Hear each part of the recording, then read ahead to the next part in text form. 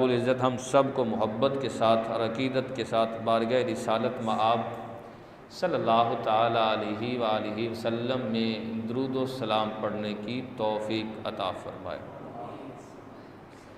یاد رکھیں، اللہ کے ساتھ بندے کا جو رشتہ ہے وہ بندگی کا رشتہ ہے۔ سرکار ارشاد فرماتے ہیں کہ میرے رب نے نا مجھے اختیار دیا کہ اے محبوب، اگر تو چاہے تو تجھے نبوت کے ساتھ ساتھ بادشاہت نہ عطا کر دوں، تو بادشاہ بننا پسند کرے تو تجھے بادشاہ بنا دوں، اور اگر تو چاہے تو بادشاہت کے ساتھ جو ہے، نبوت کے ساتھ جو ہے وہ بندگی عطا کر دوں، بندہ بننا۔ تو اللہ کے سونے محبوب فرماتے ہیں، میں نے کہا میرے پاک مولا، مجھے بادشاہت نہیں چاہیے، مجھے بندگی اور نبوت عطا فرما دے۔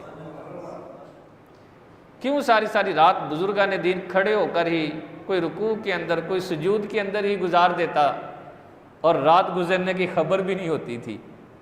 وجہ کیا؟ وہاں لذت آ جاتی تھی، عبادت میں لذت آ جاتی۔ بلکہ حضرت شبلی علیہ رحمہ فرماتے ہیں، ایک مرتبہ میں گھر سے باہر نکلا تو میں نے کیا دیکھا کہ کچھ چھوٹے بچے ایک مجذوب کو نا پتھر مار رہے ہیں، اور اس کا سر اور چہرہ جو ہے وہ لہو لہان ہوا ہے اور شدید قسم کا زخمی ہے۔ میں نے بچوں کو ڈانٹا، میں نے کہا یہ کیا کر رہے ہو؟ انہوں نے کہا شبلی ہمیں چھوڑ دو، یہ بندہ کہتا ہے کہ میں نے اللہ کو دیکھا ہے اور اللہ سے ہم کلام ہوتا ہوں، اور یہ تو کسی کے لیے ممکن ہی نہیں ہے۔ اس کائنات کے اندر اللہ کو سر کی آنکھوں سے دیکھ لینا سوائے آقا کے کسی اور کے لیے تو یہ ممکن ہی نہیں ہے۔ حضرت شبلی فرماتے ہیں، میں نے بچوں کو ڈانٹا، بچے چلے گئے تو میں اس مجذوب، اس درویش کے پاس گیا تو وہ مسکرا کر میری طرف دیکھنے لگے اور شکریہ ادا کیا اور بولے شبلی یہ بچے کیا کہہ رہے تھے؟ حضرت شبلی کہتے ہیں میں نے ساری بات سنا دی کہ وہ کہتے ہیں کہ آپ نے کہا ہے کہ میں اللہ کو دیکھتا ہوں، اللہ سے ہم کلام ہوتا ہوں۔ کہتے ہیں کیا آپ نے یہ دعویٰ کیا ہے؟ حضرت شبلی کہتے ہیں جب میں نے یہ بات کی تو چیخ ماری زور سے اور رونے لگ گئے، اور روتے روتے کہنے لگے شبلی قسم ہے اس ذات کی جس کے قبضہ قدرت میں میری جان ہے، جب بندہ اللہ سے محبت کرتا ہے، اس کی بندگی کرتا ہے، اسے بڑا سکون ملتا ہے، اسے بڑا سکون ملتا ہے۔ یہاں تک کہ اب میری کیفیت یہ ہے کہ ایک لمحہ کے لیے بھی اگر اللہ کی ذات مجھ سے چھپ جائے تو میرے جسم کے ٹکڑے ٹکڑے ہو جائیں۔ یہاں اللہ کی ذات سے مراد انوار و تجلیات، اللہ کی ذات کو تو بظاہر کوئی نہیں دیکھ سکتا۔ اور حضرت شبلی کہتے ہیں آخری بات میں نچوڑ نکال دیا ان بزرگوں نے، وہ مجذوب جو تھے میری طرف مسکرا کر کہنے لگے شبلی یار زندگی میں سکون چاہتے ہو؟ ہر شخص سکون کا متلاشی ہے یار، کون چاہتا ہے کہ میری زندگی میں بے سکونی آئے؟ ہر کوئی سکون کا متلاشی ہے اور جگہ جگہ اس کو تلاش کرنے کی کوشش کرتا ہے۔ کہتے میں نے کہا جی سکون تو چاہیے، زندگی میں سکون آ جائے۔ فرمایا پھر اللہ کی بندگی کو اختیار کر لے، تجھے اللہ سکون ہی سکون عطا فرما دے۔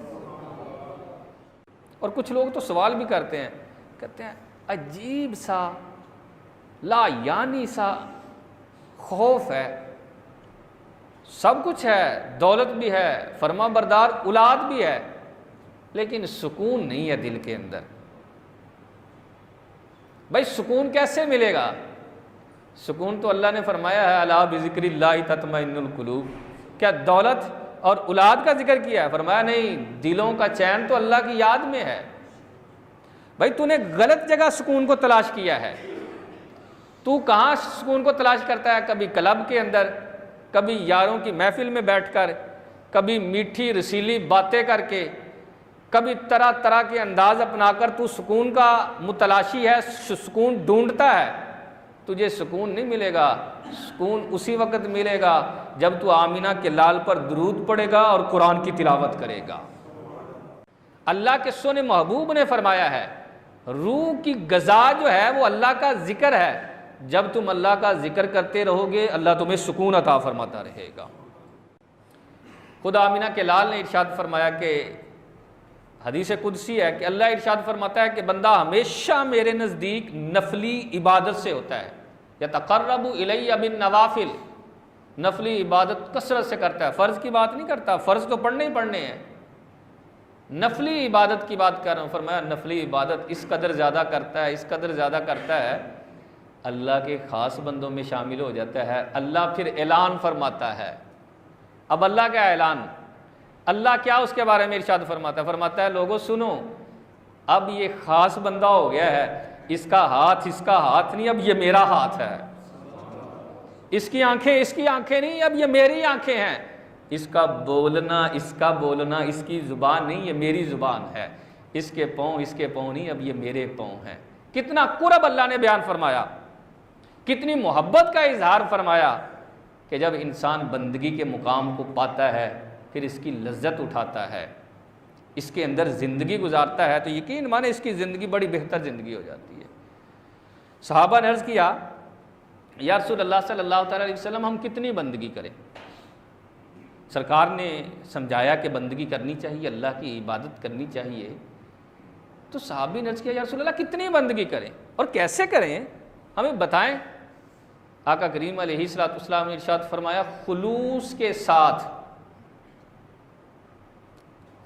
ساتھ وضو کر، اور وضو کر کے خلوص کے ساتھ اللہ کی رضا کے لیے 2 رکعت تو نفل پڑھ، نماز پڑھ۔ جب تو نماز پڑھتا ہے ابھی تیری نماز ختم نہیں ہوتی، اللہ جنت کے لیے تیرے لیے پہلا فیصلہ فرما دیتا ہے۔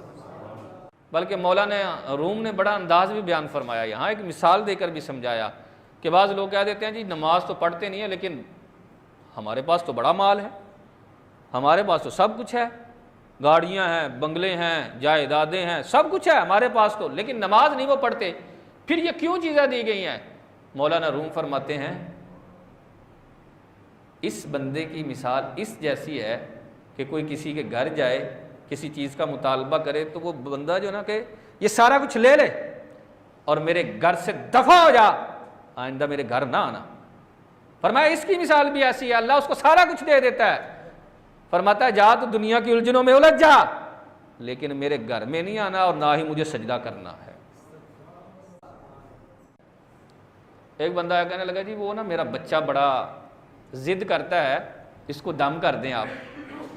میں نے کہا یار ایسا طریقہ نہ بتاؤں کہ تو پھونک مار دیا کرے تیرے بچے کو شفا مل جائے۔ بڑا خوش ہوا، کہنے لگا بتا دیں جی حضرت۔ میں نے کہا اس طرح کیا کر 5 ٹائم نماز پڑھ کے نا اپنے بچے کو پھونک مار لیا کر، دم کر لیا کر، تیرا بچہ ضد نہیں کرے گا۔ بچے کی انگلی پکڑ کر نا منہ لٹکا کر اوے آ جا چلیے مولوی صاحب نے دم نہیں کرنا۔ میں کمال ہے یار، دم تعویذ اس کے لیے ہم گھنٹوں بھی بیٹھے رہیں گے اور انتظار بھی کریں گے اور کوشش ہوگی مولوی صاحب کو ایسا وظیفہ دے دینا بلے جناب میں ادھروں وظیفے دا بٹن دباواں ادھروں گڈی آ جائے، ادھر وظیفہ پڑھاں تو ادھر دولت دے انبار لگ جان۔ یہ اسلام کا مزاج نہیں ہے۔ آپ مسلمان ہیں، کم از کم اسلام کا مزاج تو سمجھیں یار۔ میں جس مذہب سے تعلق ہے مجھے اس کے مزاج کا پتہ ہونا چاہیے، اس کا کلچر مجھے معلوم ہونا چاہیے۔ میں اپنے انداز سے ہی جینا شروع کر رہا ہوں، اپنے ہی انداز اپنا رہا ہوں اور اسلام کی مجھے کوئی خبر ہی نہیں ہے۔ مومن مسلمان عبادت کو چھوڑ کر نا، بندگی کو چھوڑ کر دوسرے ذرائع سے شاید برکت لینا چاہ رہا ہوتا ہے، تعویذ میں برکت مل جائے، دم میں برکت مل جائے۔ بھائی پہلے اپنے آپ کو تو درست کر لے، اپنے آپ کو مقام بندگی میں لے کر آئیں۔ اللہ رب العزت ہم سب کو قرآن و سنت کا فہم عطا فرمائے، آمین۔